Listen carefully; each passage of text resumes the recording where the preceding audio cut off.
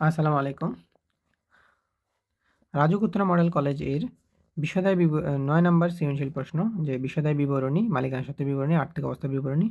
তো এর আগে আমরা বিশদায় বিবরণী, মালিকানা সত্ত্ব বিবরণী এর আগের ভিডিওতে আমরা করেছি। আজকে আমরা করব আর্থিক অবস্থার বিবরণী। ওকে?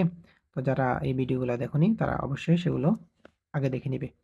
তো বিশদায় বিবরণী দেখাতে হয় আমাদের বিশদায় বিবরণী মূলত আমাদের এরকম যে ইকুয়াল টু L প্লাস ওই।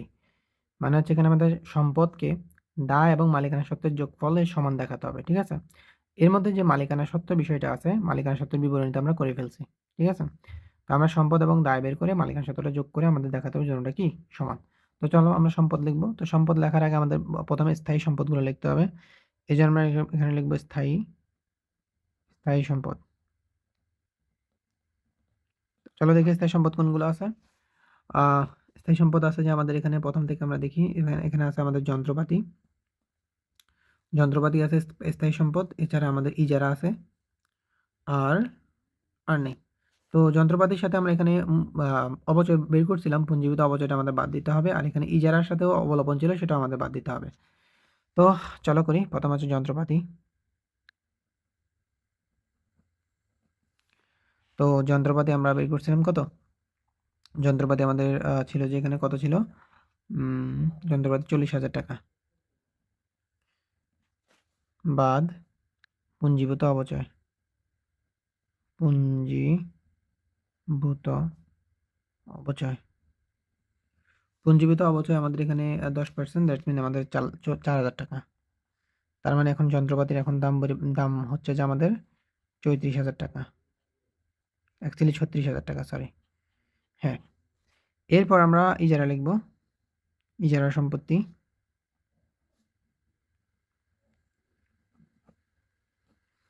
এখান থেকে আমাদের অবলম্বনটা বাদ দিতে হবে। তো হ্যাঁ, চলো। ইজারা সম্পত্তি হচ্ছে যে ৮০,000 টাকা, যেটা বলছিলাম আমাদের 10 বছরের জন্য। তাহলে এই বছরটা আমরা বাদ দিছি ৮,000 টাকা। তাহলে আমাদের আর ইজারা সম্পত্তির দাম থাকবে ৭২,000 টাকা। তো এটা হচ্ছে আমাদের স্থায়ী সম্পদ।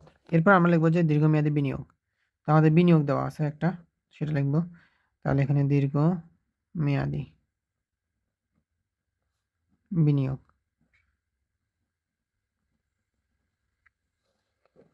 ওকে। আসলে এটাতে প্রবলেম হচ্ছে যে সবার প্রবলেম হয় একটা জিনিসে চলতি সম্পদ বের করতে এবং চলতি দায় বের করতে। আচ্ছা, তো দীর্ঘমেয়াদী বিনিয়োগ আমাদের এখানে বিনিয়োগ দেওয়া ছিল। বিনিয়োগ হচ্ছে যে কত? ৮০,000 টাকা। তাহলে আমরা লিখব বিনিয়োগ ৮০,000 টাকা। কাজ নেই এজন্য সেকেন্ড কলামে। ঠিক আছে? এরপর আমরা বের করব চলতি সম্পদ।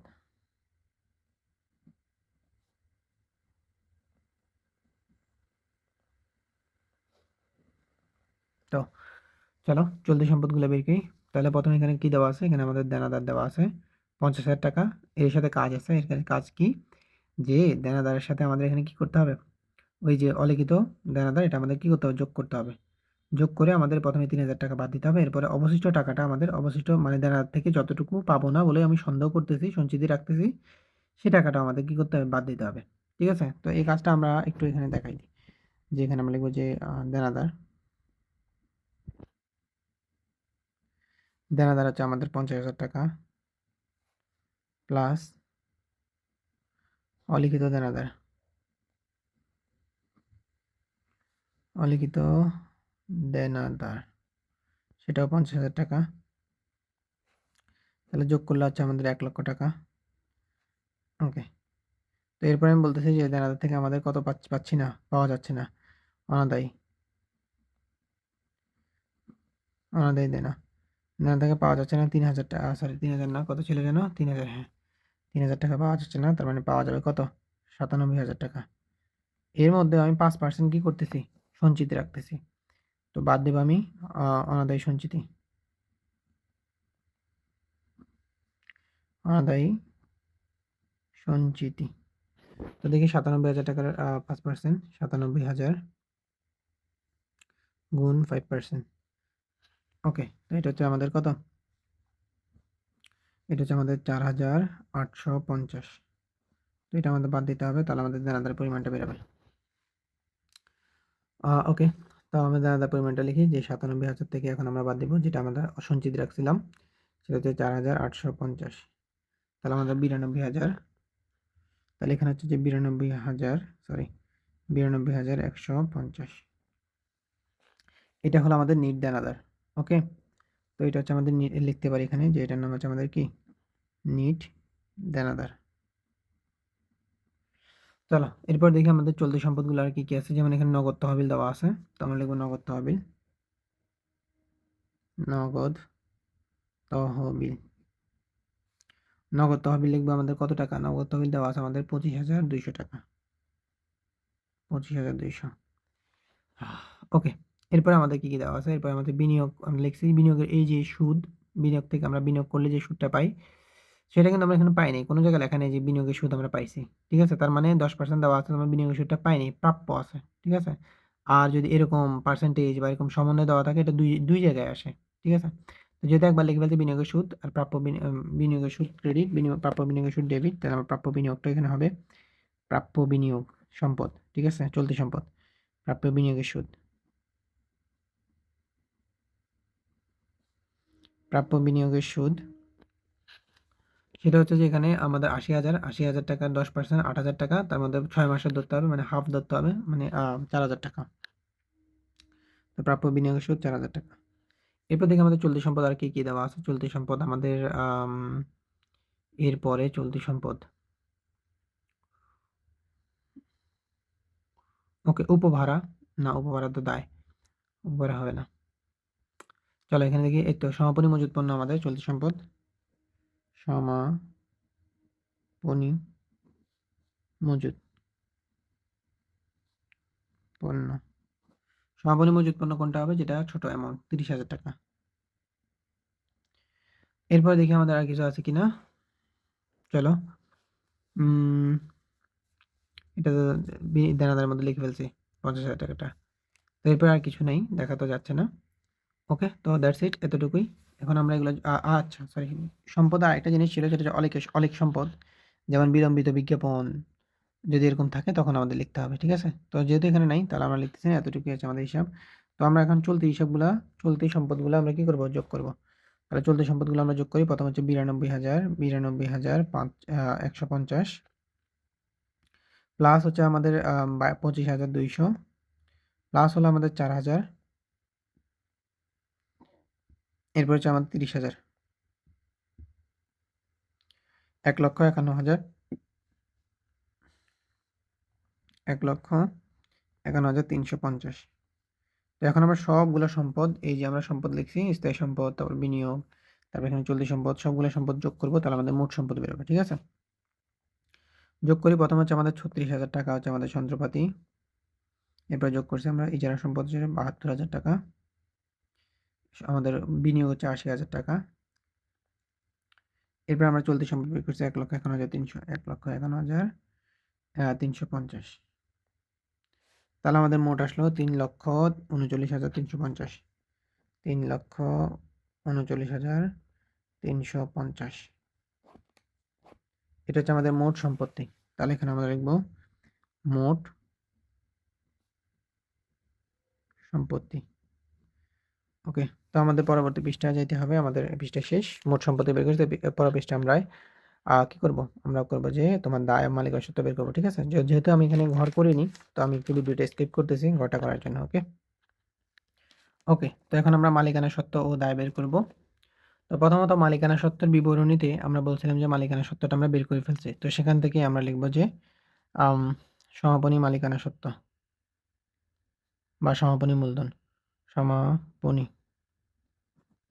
সমাপনী মূলধন, সমাপনী মূলধন আমরা বের করছিলাম যে ২,৭০,১৫০। সেটা আমরা এখানে লাস্ট কলামে লিখব ২,৭০,১৫০।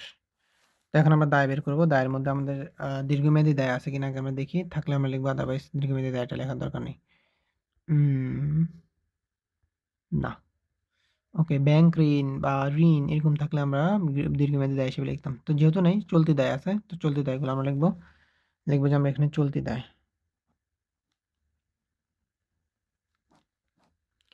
চলো চলতি দায়ের মধ্যে আমরা খুঁজি প্রথমে কি দেওয়া আছে। প্রথমত আমাদের দেওয়া আছে পাওনাদার 25,000 টাকা। তাহলে সেটা আমরা লিখব যে পাওনাদার 25,000 টাকা, সেকেন্ড কলাম। যদি কাজ থাকে আমরা ফার্স্ট কলাম লিখব। ঠিক আছে, ওকে চলো করি। তারপর হচ্ছে ব্যাংক জমা অতিরিক্ত 21,000 টাকা, সেটা আমাদের চলতি দায়। তাহলে আমরা এখানে লিখব ব্যাংক জমা অতিরিক্ত। তো ব্যাংক জমা অতিরিক্ত হচ্ছে আমাদের 21,000 টাকা। এরপর আমাদের এখানে দেওয়া আছে যে তোমার কি প্রদেয় নোট, রাইট? প্রদেয় নোট, চলো লিখি।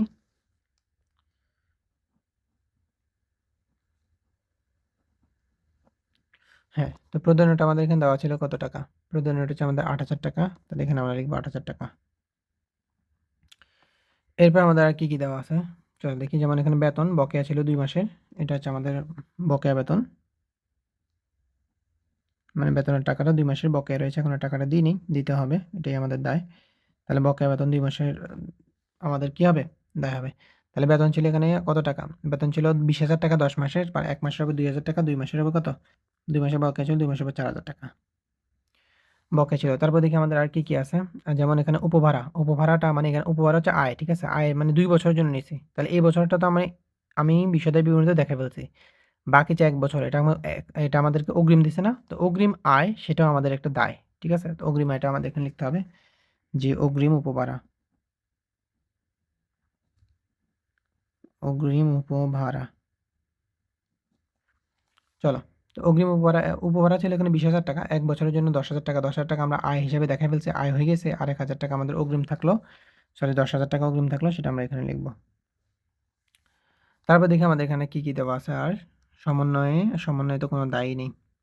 ওকে, আরেকবার চেক দিই আমাদের এখানে কিছু আছে কিনা।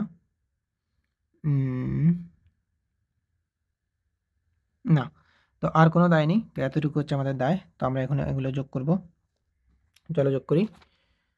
হ্যাঁ, তো প্রথম হচ্ছে 25,000 টাকা, তারপর হচ্ছে যে আমাদের 21,000 টাকা, তারপর হচ্ছে আমাদের 8,000 টাকা, তারপর হচ্ছে 4,000 টাকা, এরপর হলো আমাদের 10,000 টাকা। সবগুলো যোগ করার পর আমাদের এখানে আসছে 68,000, 68,000 টাকা। ওকে, ঠিক আছে। তো এবার আমরা এখন দুইটা যোগ করব। তো প্রথমটা ছিল আমাদের 2,70,150 টাকা, সরি 2,70,150 টাকা, প্লাস এখানে হচ্ছে আমাদের 68,000 টাকা। তাহলে আমাদের 2,38,150। এর আগে আমাদের সম্পদে কত আসছিল আমরা একটু সেটা দেখি আগে। সম্পদে আসছিল 2,39,350। তার মানে এখানে হেরফের হচ্ছে আমাদের কত? হেরফের হচ্ছে আমাদের 2,39,350, 350। তো 1,200 টাকার হেরফের হচ্ছে। তো কোথায় হয়তো 1,200 টাকার আমাদের ভুল হয়েছে। তাহলে আমরা খুঁজে বের করি যে আমাদের 1,200 টাকা কোন জায়গায় ভুল। ঠিক আছে, ওকে চলো দেখি 1,200 টাকা আমার কোন জায়গায় ভুল।